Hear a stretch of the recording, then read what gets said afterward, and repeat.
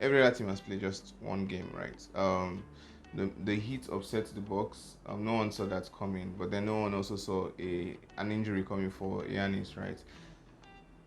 I mean, everyone knew, everyone knew the Celtics were going to beat Atlanta, right? Like, yeah, that was, I wouldn't say written in stone, but everyone knew they were going to beat the Hawks. And at the point in time, I think they were 30 games down.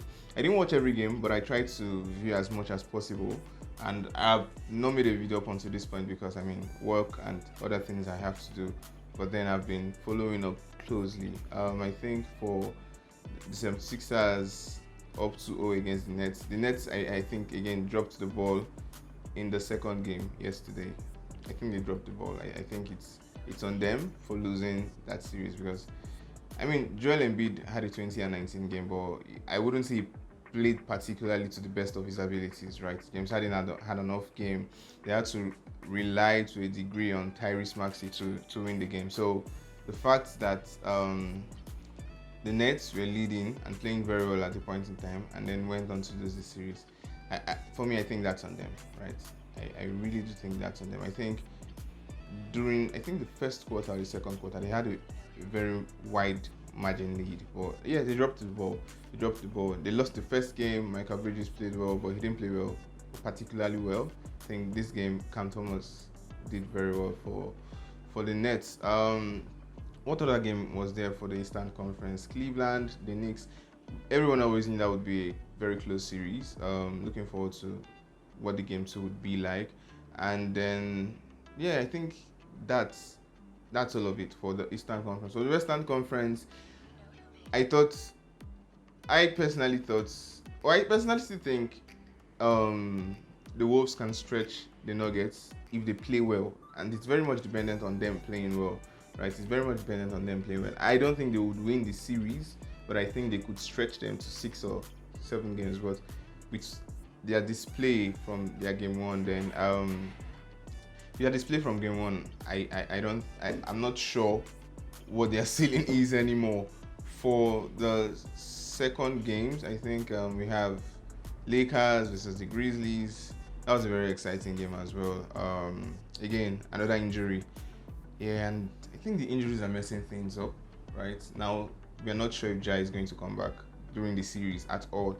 And if Ja doesn't come back, I don't think the Grizzlies have a chance. Right? Yesterday they announced JJJ, the winner of the Defensive Player of the Year award. But yeah, he played very well on offense for them during that game. But I mean, is he going to do it every game? You have to. Are they going to rely on him being able to do that every game? I doubt. So, yeah, if Ja doesn't come back, then I think the Lakers will take the series, right?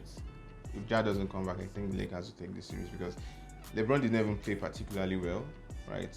I mean, and there's no assurance that they call him Japanese Michael Jordan, that Rui Hachimura will play very well as he did, or Austin Reaves. But yeah, all things being fair, I don't think the Grizzlies will be able to defeat the Lakers without Ja. Just basically the same thing that happened with them against Golden State last year. Ja went down, he had an injury, and I mean they were practically losing when he went down. I think it was almost a blowout at the time he went down, but then they went on to win the series 4-2.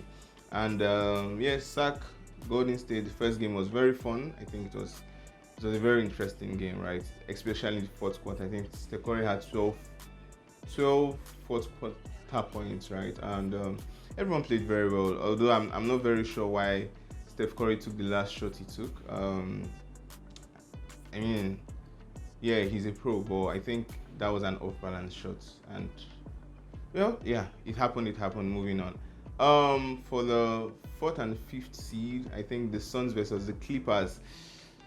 Well, I knew people thought without PG, Paul George, the Clippers would not be able to play against the Suns. But then, yeah, Kawhi played very well, scored 38 points. Westbrook, he didn't shoot particularly well, but he out-hustled them, right, for us offensive rebounds. And that's the same thing he did against the Warriors during their last regular season game. I think that was in March, if I'm not mistaken.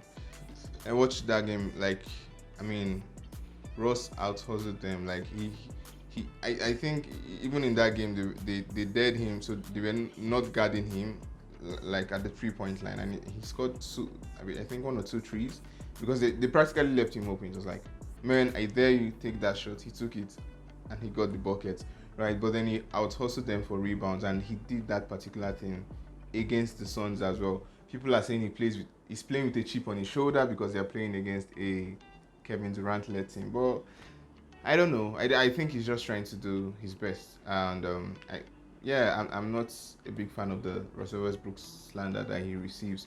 So I do wish him the best, and I hope he has a very good series and shoots better because he was like 3 of 19, so he missed 16 shots.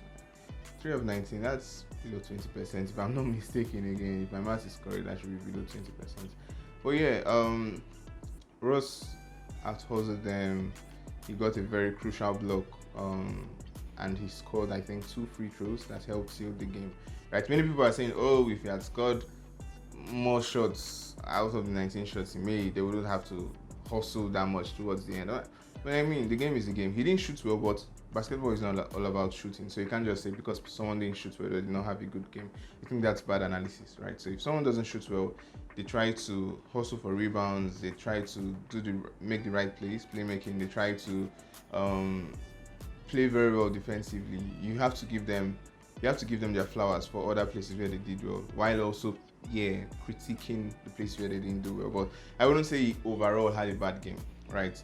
Overall, I think Russ had a very good game against the Suns, or a good game. I don't say very good game. A good game against the Suns. He wasn't good offensively, but it was very, very crucial down the stretch. Hey, so if you enjoyed watching this, you can check out these other cool videos as well. And I would love for you to give this video a thumbs up, to subscribe, to leave a comment down below so I'll know what your thoughts are and what kind of videos you'd love to see on this channel.